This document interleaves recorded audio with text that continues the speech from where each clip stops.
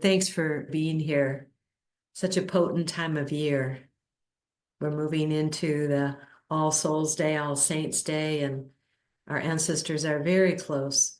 So we thought we'd start tonight with a grounding, and then Kristen will offer a chant from the Plum Village tradition, and we'll have some silence before the talk. But just for now, settle in and breathe in and breathe out, and with an audible sigh, that will help let go of whatever has been going before. Hey, you can make it as loud as you want. You're muted, right?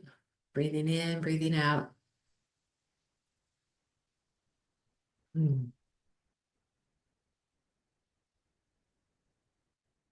And each breath, just see if you can settle.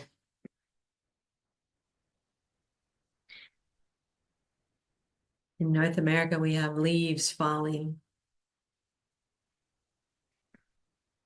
I'm sure that's true in Western Europe too.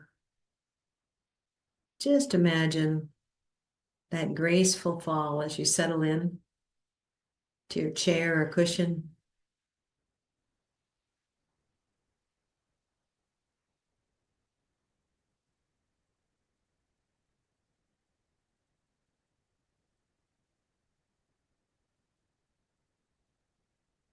And for grounding purposes, it can be helpful just to really connect with your feet on the ground and even rocking a little bit just to get them there.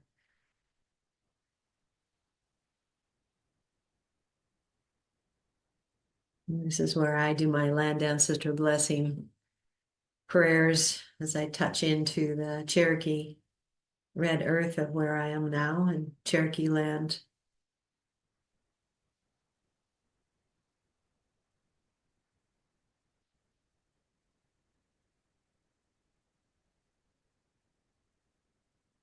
And just notice the dirt under your feet, the earth.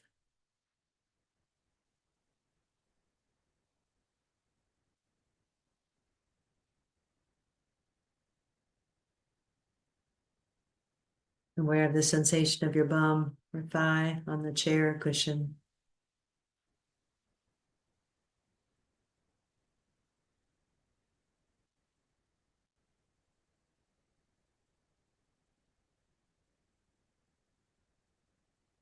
And there's nothing you need to do and no place to go at this hour.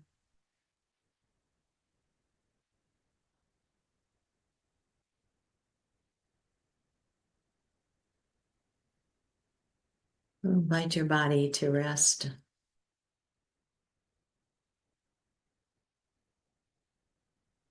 Letting your bones of the body do the work of holding you upright. Feeling the earth energy coming through our feet. Sky energy coming down.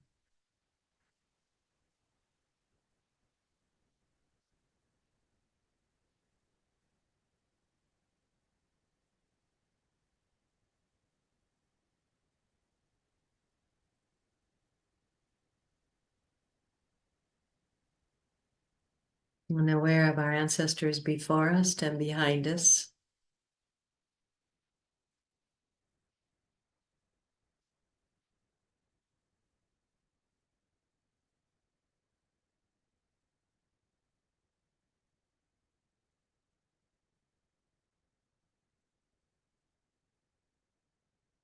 And aware of the horizontal energy that connects us to each other and to people, animals, plants, minerals.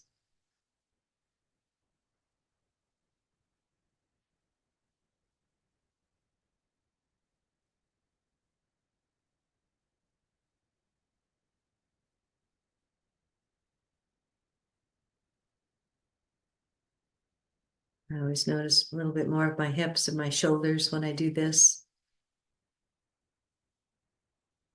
And I also have a brighter sense of being with y'all.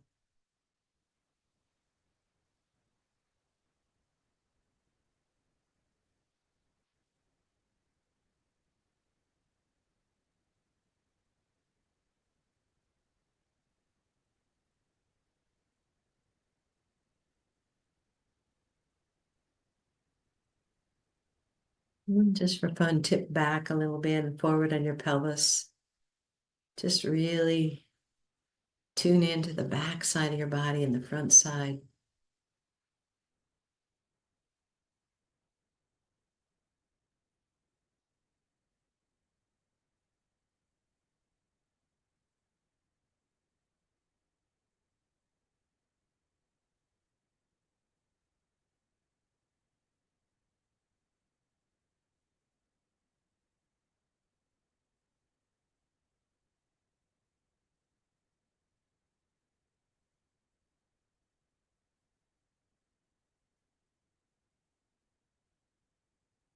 Really get tuned into the roots, the root chakra that connect you to the earth. We have ancestral roots, we have land ancestral roots, spiritual ancestral roots.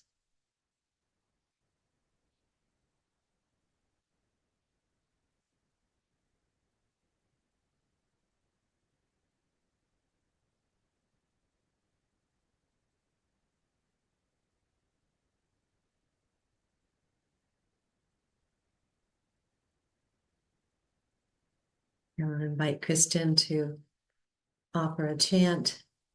The words are in the chat if you want to join her, and then there'll be silence after the chant.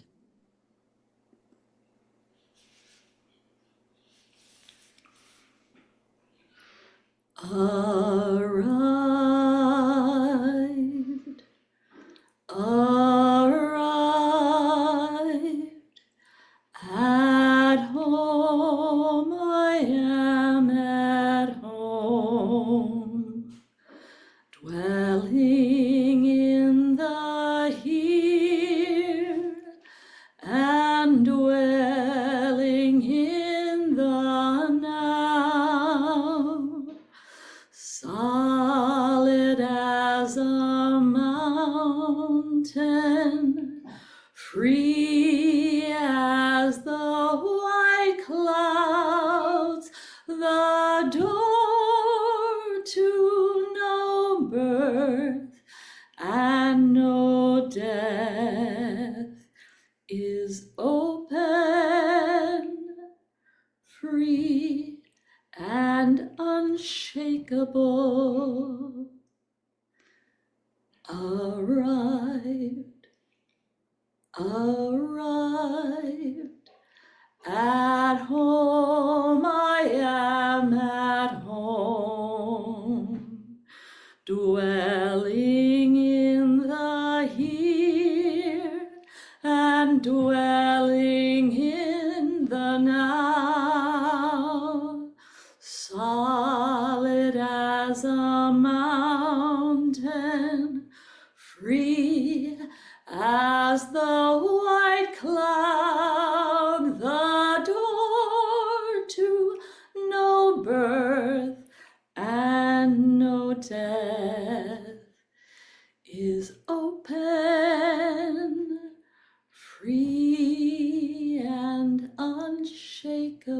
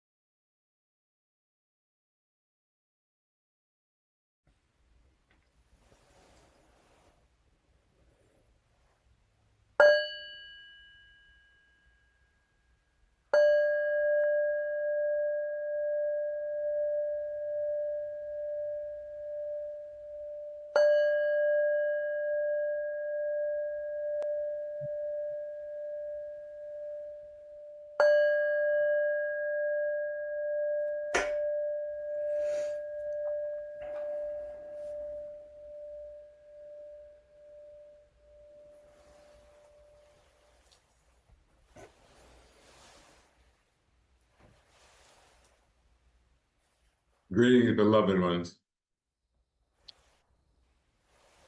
A poem for you. Walking up the great rock mountain, the night sky wide with dancing stars, a crescent moon is showing herself with a gentle light. I quietly rejoice at the touch of the cool night air, healing my skin from the sun's oven of the day. I stop to rest my weary legs just under a street light. A stone wall serves as a bench. I am waiting on my beloved one, my dearest friend, to meet me, enjoying my breathing and dwelling in peace. I feel a silent movement to my left, and to my surprise, walking toward me is a beautiful, big praying mantis. Her shape so intricate and delicate, a face almost human, fills me with awe. I was stunned by her awareness of me. As she came closer, she joined me enjoying the night sky. In silence of our own breathing, a taste of wonder. There is magic in the land. Who am I to think this or that?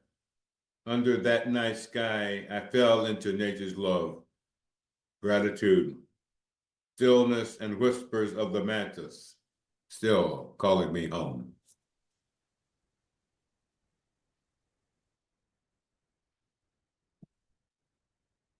Thank you, Kristen, for a beautiful chant. And in my heart, I think that is the way of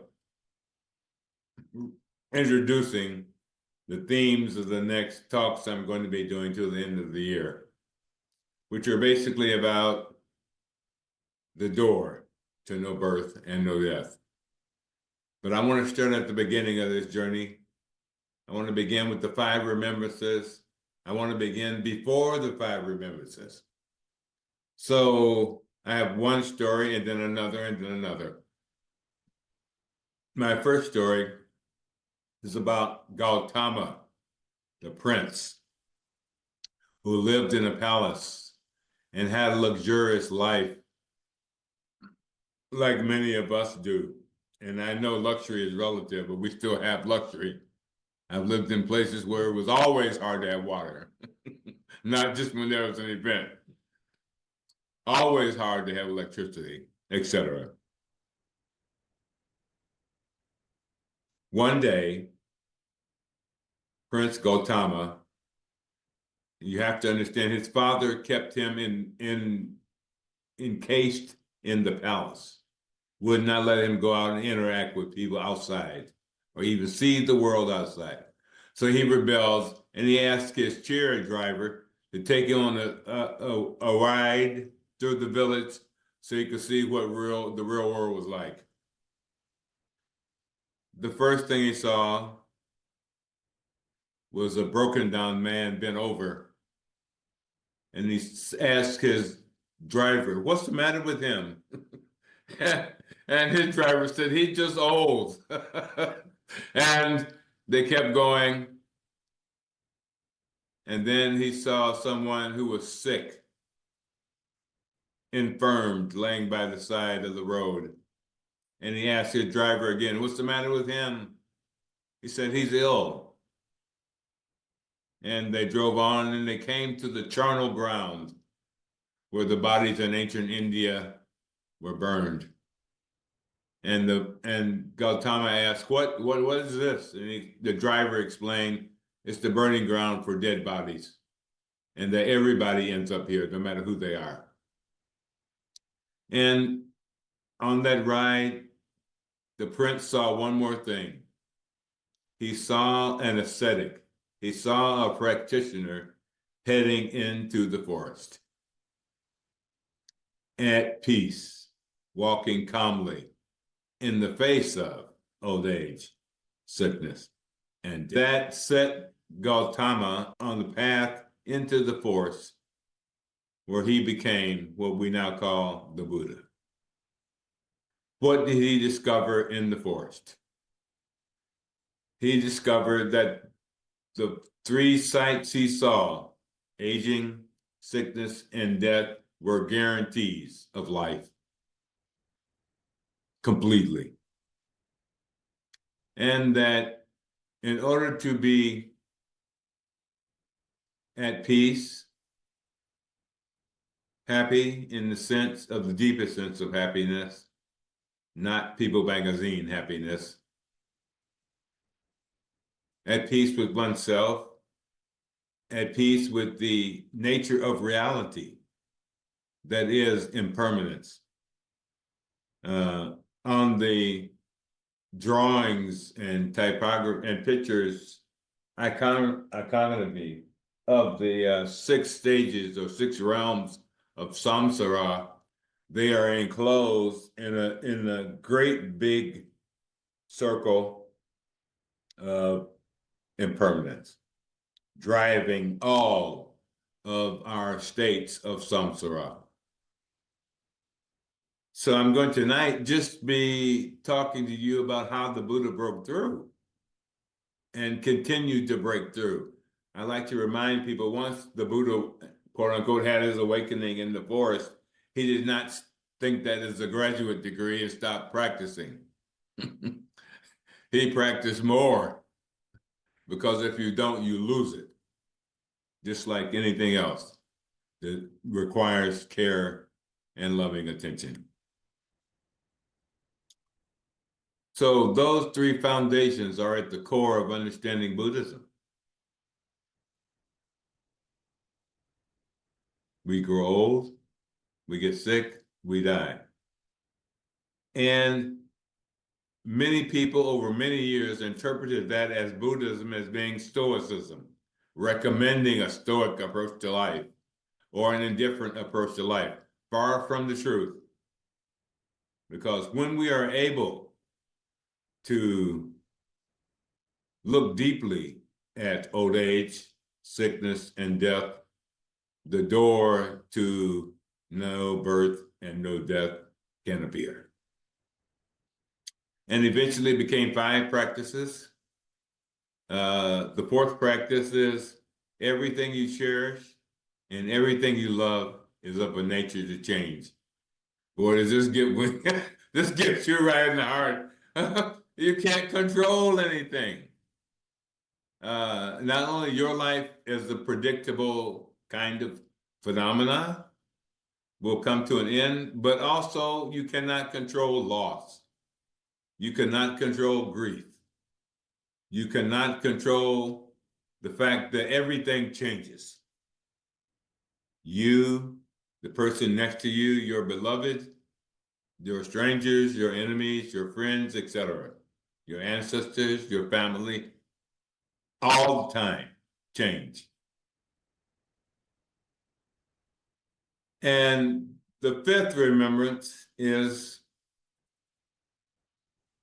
my actions are the ground on which I stand.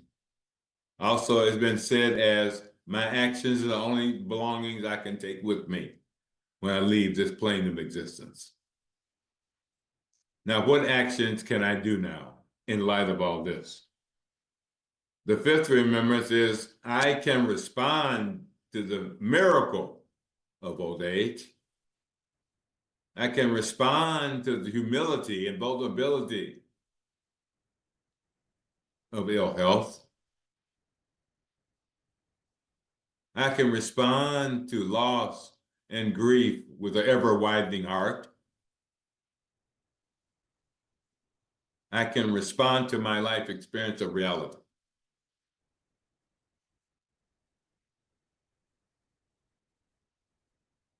I mentioned in the description, this is also a collective issue. And I know there may be many of you from different places listening. So for a moment, I'm just going to pick on the United States. Though I could make this speech in South Korea or Japan or in many places in Africa or Latin America, but I'm not there right now.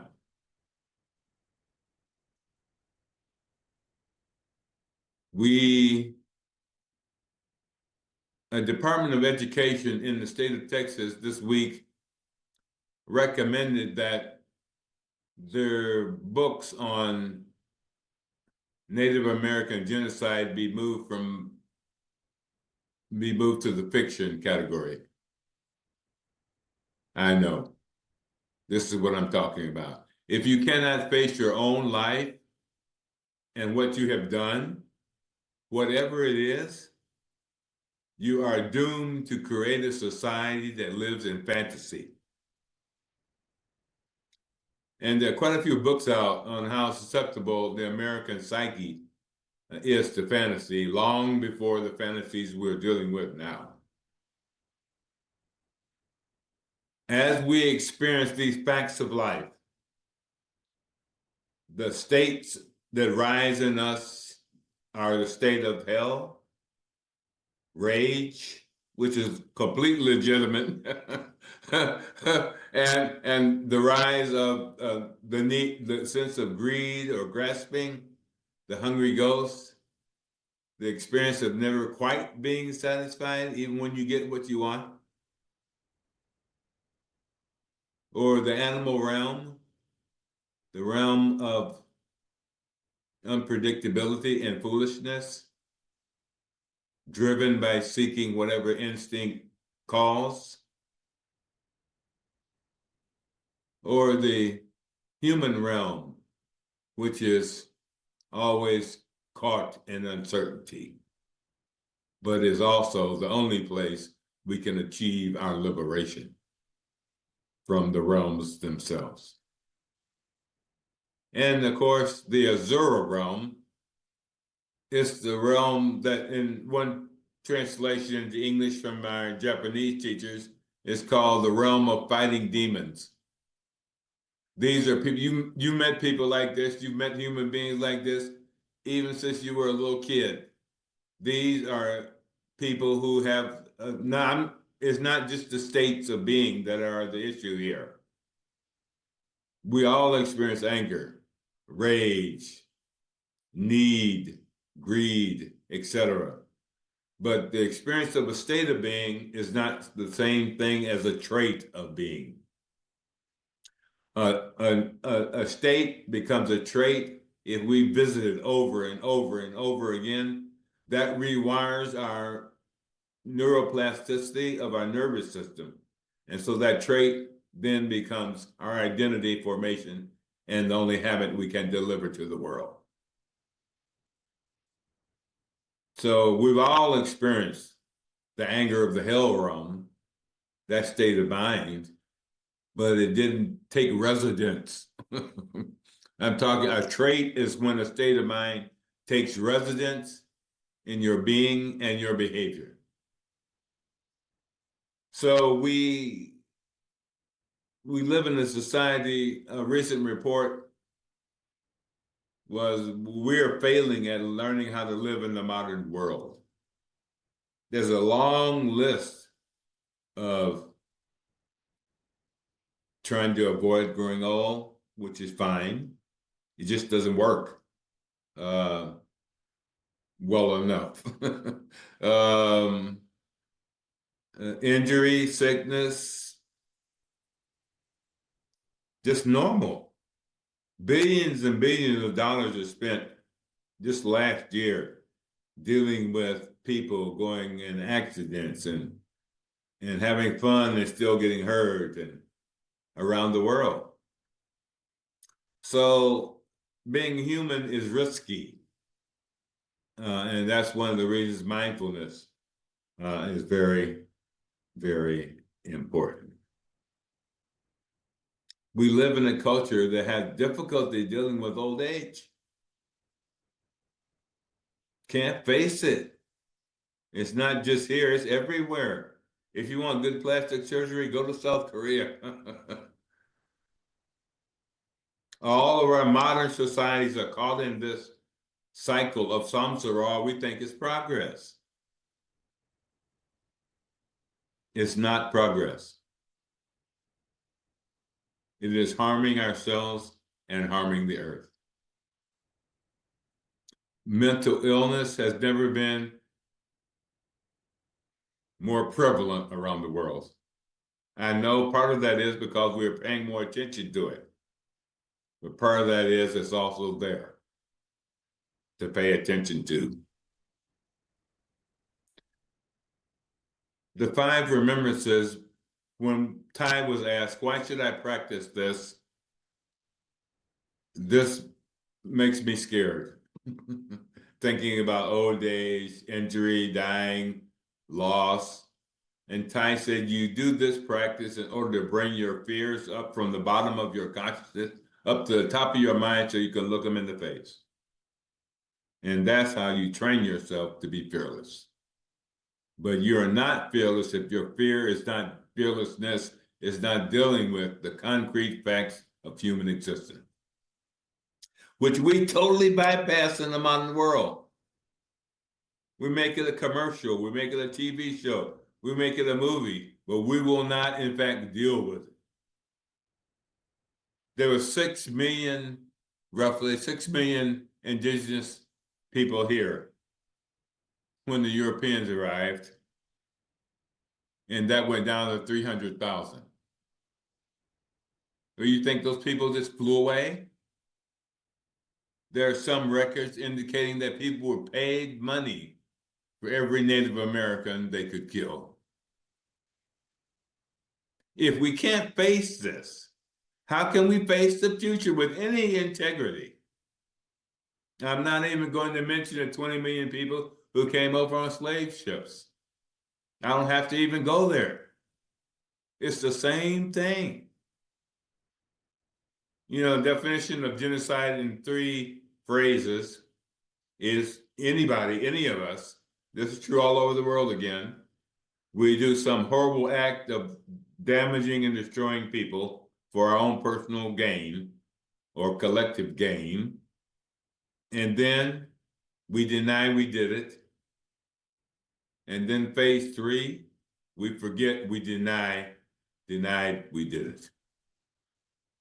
And again, mindfulness has the courage to look at life so we can change. We are not trapped. We are bound up in the circle of samsara, repeating again and again, but we don't have to repeat again and again. We can catch ourselves. We can repair ourselves. We can take a wrong we did and make it right. We don't have to pretend we didn't do it. These 5 remembrances for me are when I started practicing them every morning many years ago. I thought I was simply doing something for myself. And I was, and I am, because I still do it. But eventually I started to realize as I did that practice, I was more and more in touch with everyone else. Not just every human, growing old, illness, death. But also everything on the earth goes through that process. Even stars die. So my connection to the cosmological reality of being on a planet in this space we're in is real. It's not an abstraction. It's not a philosophy. We die. We get sick. We get old.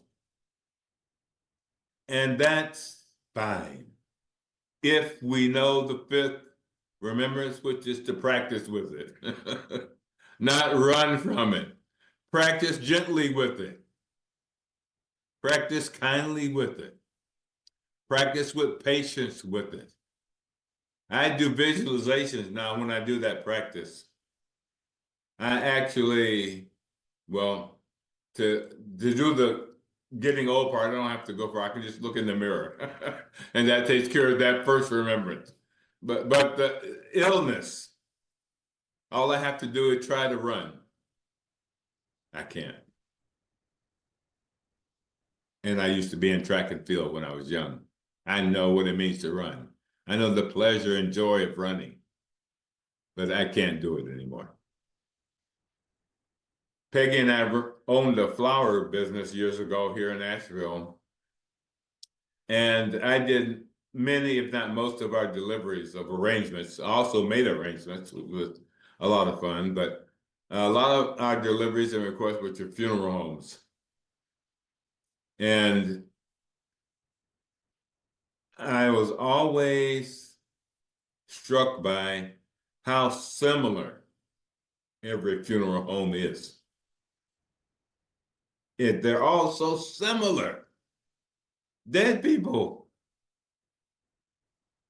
And then when my beloved mother-in-law, Peggy, was still alive, her mom was in several different assisted living facilities. And we would visit and have lunch and sit down with her and her table mates. And everybody at the table was sick. And I was like, wow. So it's important for you to remember. I sat down and did this and do this quite often. When have I been impacted by the sight of old age?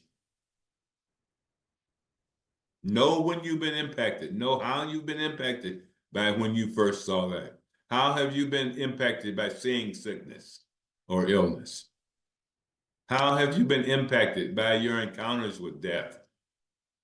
My biggest impact with death started when I was about 9 or 10. My mother's father had passed away. And in those days, in the African American community, you kept the body at home. And I won't go into all the reasons why that. Other people did too. Other traditions have that same thing around the world. But I had never been out of Cleveland, Ohio. We took the journey to just across the border from Tennessee into Georgia. Went up a lot of hills till we found a little farmhouse. And there he was in the living room in his casket. As the sleeping arrangements got made for the evening, apparently there was no other place for me to go except next to the casket. All the other space was taken. And I can tell you, it was a profound teaching in stillness. He just didn't do anything. No matter how many times I looked at him, he didn't move. This stillness. So how does one prepare oneself for this experience? Which is happening all the time. I've been studying Thay's work on Nagarjuna, and so far my takeaway is I am dying at every moment. I am arriving at every moment. And I am present at every moment. I am all three. Wow. The practice of the Five Remembrances really can help us. An ancient Zen master says, where can I understand no birth and no death? Right in the midst of birth and death. Right in the midst. And the Buddha develop a practice around this. And there's a great story here. Thay used to tell almost every time he gave a talk 30 years ago. He'd be talking about mindfulness and how you tell the person you're with, you love them in different ways, that you care for them in different ways. We had mantras about that, which are all wonderful.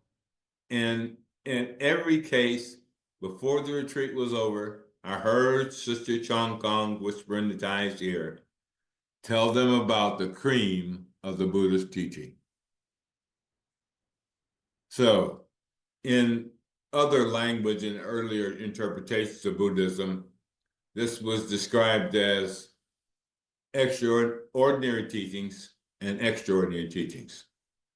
Ordinary teachings were to help you develop the skillful means to live in the world with compassion and with wisdom and with love. The cream of the Buddhist teachings can be found in the Plum Village book, if you have it. It can be found in other places too, called the Teachings Given to the Sick. And when I first encountered this, I have to tell you, I started laughing when I was studying and reading it because I realized I was sick. And this is like 40 years ago. and uh, and I'm going to come back to this next month because I want to go through a way of practicing with it. But this is a story of Anathapindika. He was a businessman in the time of the Buddha. He was a Sangha member and a practitioner. And the word came to the Buddha, he was sick and dying. So the Buddha sent Ananda and Shariputra to Anathapindika's house to meditate with him, pray with him, console him, check and see how he was feeling and doing. And they first started with the outside of the body. How are you feeling? Are you eating? Etc. And then they went into the spiritual aspects. And they called it, now is the time to practice the meditation on the sixth sense basis. These eyes are not me. I'm not caught in these eyes. These ears are not me. I am not caught in these ears. This nose is not me. I am not caught in this nose. This tongue is not me. I am not caught in this tongue. This body is not me. I am not caught in this body. This mind is not me. I am not caught in this mind. I'm skipping a stanza. I'll come back to it next month. Sight is not me. I'm not caught in sight. Hearing is not me. I am not caught in hearing. Consciousness based on the nose is not me. I am not caught in consciousness based on the nose. Consciousness based on the tongue is not me. I am not caught in consciousness based on the tongue. Consciousness on the body is not me. I am not caught in the consciousness based on the body. Consciousness based on the mind is not me. I am not caught in the consciousness based on the mind. There is more here, but the practice, which I will get to next month, is the contemplation of emptiness.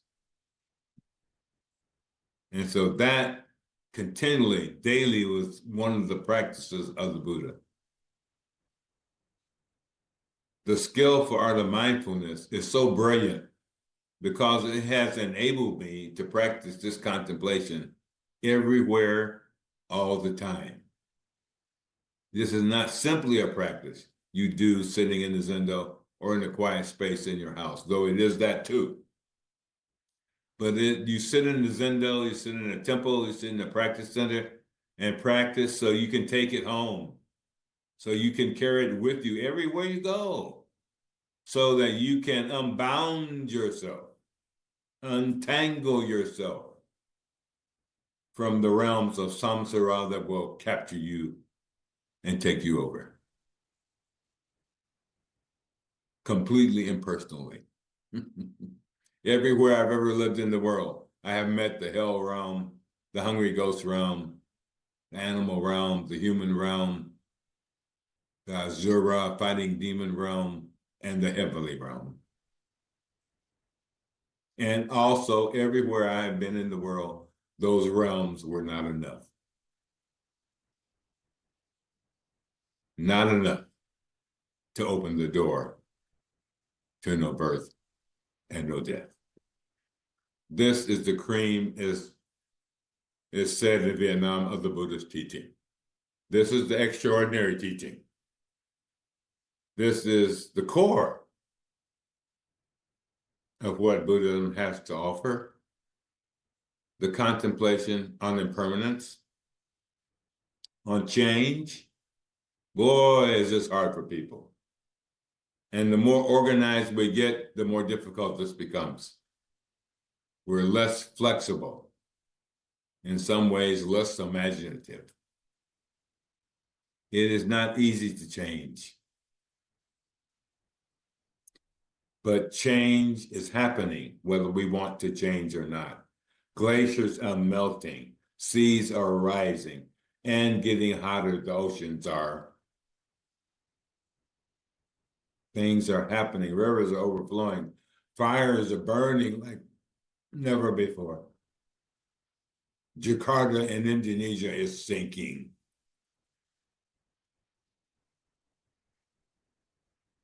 I'm talking about the Five Remembrances in the collective sense here.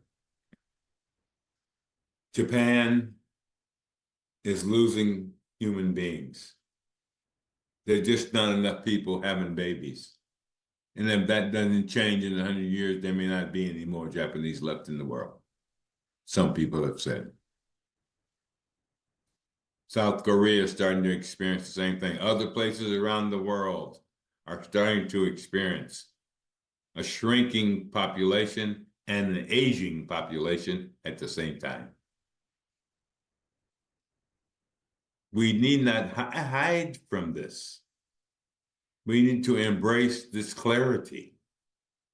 So we need to construct a whole new way of looking at ourselves. That's all. So we take the best benefits possible from the wisdom of the aging and their skill set and inspiration, etc., and transmit that learning. And let us encourage the beauty and energy of youthfulness to risk, to rebel, to call things into question. So we have to think about them again. I was in a podcast in London with a fine gentleman. It was a great podcast, who at the end gave a little speech, his podcast, on everything he believed. And then he turned to me and said, "What do you believe?" And I said, "Absolutely nothing." and, and I said, what do you mean? Maybe we have a semantic problem. No semantic problem. I do not surrender my critical intelligence. That's what I mean. That's also the advice of the Buddha. Do not surrender self-knowledge.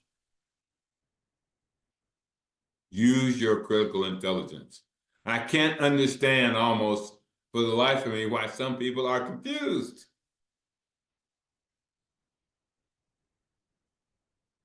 We just had a hurricane here in northwestern North Carolina, and we are still cleaning up from it. We're still, in some terrifying cases, still looking for missing bodies. How can you imagine living on this earth if you're not prepared to live on this earth? And we are not prepared to live on this earth, wherever we are. The flooding in Bangkok last week, same thing. We are not prepared. We're so busy making and buying whatever we make and buy. Those of us who can make and buy, we're so busy doing that, we forget we're on the planet. And the planet responds to our presence indiscriminately. The floods in Florida last week and the week before did not pick out houses, did not flood the just and the unjust, flooded everyone. And so for me, the practice of facing reality in the sense of the fact that life and everything around us is impermanent, it changes. Our bodies change in every second. We must know these simple things. and that life's reality is interbeing, meaning true emptiness, meaning causes and conditions cause us to be in what we think of as not be.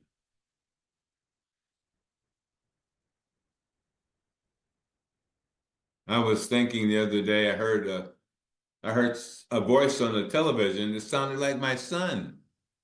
And I was like, well, how is that possible? And so I started thinking about voices and how voices echo through time. I can hear my mother-in-law in my wife's voice, and in her sister's voice, and in the aunts before them, and the grandmothers before them. If you look deep, you can touch the ultimate dimension that impermanence offers, the continuation and the understanding of no birth and no death. Next month, I'm going to introduce you to, the more I do this level of meditation and preparation, the more I find myself